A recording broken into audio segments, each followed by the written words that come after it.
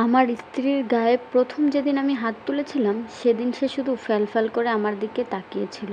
থাপ্পড়ের বেগ এমন ছিল যে তার ঠোঁটের কোণে রক্তবিন্দু জমে গিয়েছিল। নিঃশব্দ চোখে পানি ঝরছিল তার। কোনো প্রতিবাদ সে করেনি। আমি কিন্তু তার চোখের পানি দেখে গলে যাইনি, বরং আরও কঠোর হয়েছিলাম।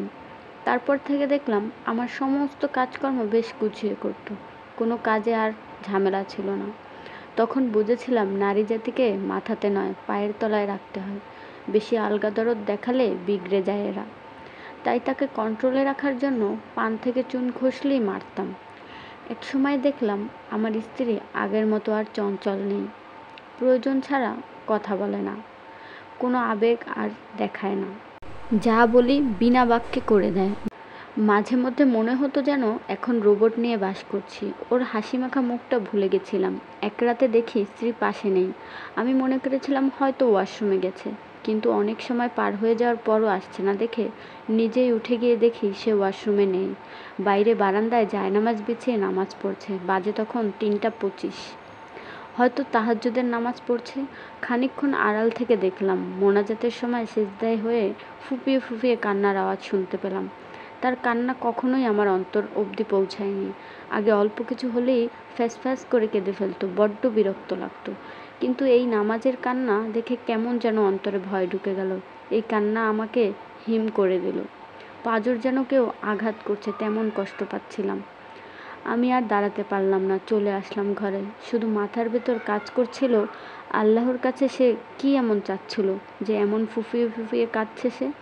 পরদিন সন্ধ্যায় দেখলাম আমার স্ত্রী বারান্দায় বসে আকাশের দিকে তাকিয়ে আছে। আমি চুপচাপ তার পাশে গিয়ে বসলাম। আমাকে বসা দেখে সে উঠে চলে যেতে নিল। আমি তাকে বলি, কোথায় যাচ্ছ? সে ভীতু চোখে বলে, এই সময় তো চা খাও। আমি এখন চা করে আনছি।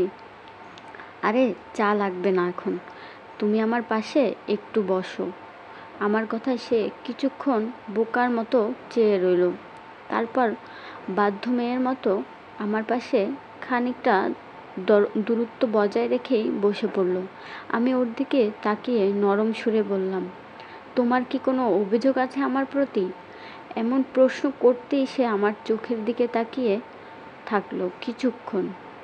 হয়তো বুঝতে চেষ্টা করছে কেন এমন প্রশ্ন হঠাৎ করছি। অন্যদিকে তাকিয়ে সে শান্ত স্বরে বলল, অভিযোগ আমার আর কোনো মানুষের কাছেই বলি না। যা অভিযোগ তা সব আল্লাহর কাছে পেশ করি। কারণ কিছু ঠিক করে দেওয়ার হলে তিনিই দেবেন, আর না ঠিক করার হলে বদলে দেবেন। সব কিছু তার হাতেই। তাই কারো প্রতি আমার অভিযোগ, রাগ, ক্ষোভ কিছুই নেই। তাহলে কাল রাতে নামাজে এমন কি প্রার্থনা করছিলে যে কাঁদছিলে তুমি? সে আমার দিকে তাকিয়ে বলল, একটা সময় ছিল যখন আল্লাহর কাছে তোমাকে পাওয়ার জন্য ঠিক ওইভাবে কাঁদতাম, প্রতিটা মোনাজাতে। এখন ঠিক সেইভাবেই আল্লাহর কাছে চাই, তোমার কাছ থেকে মুক্তি পেতে। আমার স্ত্রীর এই কথাটা সেদিন আমার কলিজা ছেদ করেছিল। একটা সূক্ষ্ম ব্যথা অনুভব করছিলাম। আমার কাছে মনে হচ্ছিল এর থেকে বেদনাদায়ক কথাই পৃথিবীতে আমার জন্য একটাও নেই। আমার স্ত্রীর চোখের কোণে তখন পানি ছিল। আমি বুঝেছিলাম নারীকে কঠোর হয়ে কখনোই আয়ত্তে রাখা যায় না। মেয়ে মানুষ আল্লাহর কাছে অত্যন্ত প্রিয় এবং দামি। তাই পুরুষের কাছে সে দাসী নয়। ভালোবাসা, সম্মান, ধৈর্য, যত্ন দিয়ে নারীকে যেভাবে ইচ্ছে চালানো যায়। অবহেলা, অসম্মান, অযত্ন দিয়ে যেমন কিছু হাসিল করা যায় না, তেমনি একজন রক্তে মাংসে গড়া মানুষকেও আয়ত্তে রাখা যায় না।